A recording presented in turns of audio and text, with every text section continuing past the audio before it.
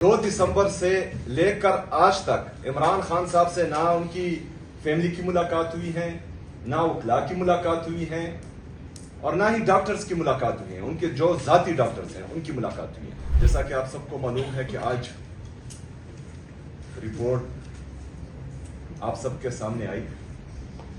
आप सबके इल्म में होना चाहिए कि इमरान खान साहब के जो जाती डॉक्टर्स हैं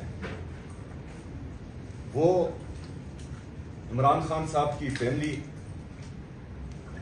और वकला, इनके साथ पाकिस्तान तहरीक इंसाफ की तमाम क़यादत बैठेगी एक दफ़ा और उसके बाद एक वाज़ेह अमल आप लोगों के सामने आएगा। लेकिन इस वक्त आप सबको मदऊ करना इसलिए ज़रूरी था कि जो रिपोर्ट आप सबके सामने आई वो इंतहाई तशवीशनाक है। इससे पहले इमरान खान साहब के ज़ाती मुआलजीन डॉक्टर आसिम और डॉक्टर फैसल जब इमरान खान साहब के साथ गए हैं और उन्होंने इमरान खान साहब का बीपी चेक किया है तो वो हमेशा नॉर्मल रहा है, 110 से 120 के दरमियान रहा है।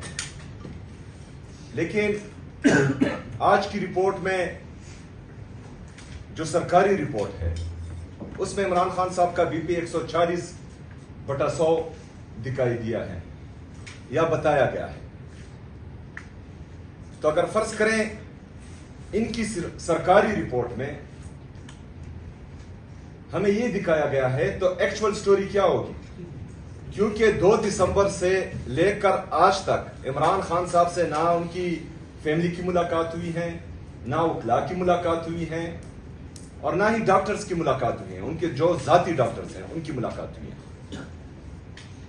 तो इस रिपोर्ट ने पूरी कौम को इंतहाई तशवीश में डाला है। इमरान खान साहब स्पोर्ट्समैन हैं, वो बेहतरीन एक्सरसाइज करते हैं, उनको पहले कभी भी ये इशू नहीं हुआ।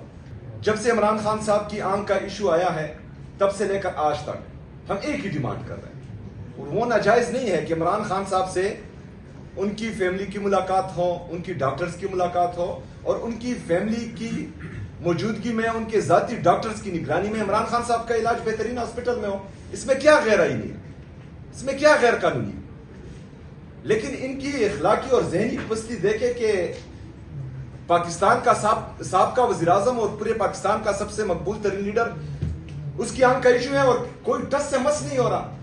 और ये हम बहाने नहीं कर रहे। या इमरान खान साहब जेल में तंग नहीं हुए कि वो जो है जाली प्लेटलेट्स गिराए और जाली रिपोर्ट्स से मुल्क से बाहर भागना चाह रहे हो। उनका जेन्युइन इशू है। जब जाली प्लेटलेट्स गिरते थे और जाली रिपोर्ट्स बनती थी तो फिर जो है उस वक्त के वज़ीर आज़म को यह कहा जाता था कि इनको कुछ हो गया तो जिम्मेदार आप होंगे। तो अभी अगर फर्ज करें इमरान खान साहब की यह हालत है तो इसका जिम्मेदार कौन है? जो मौजूदा हुकूमत में है।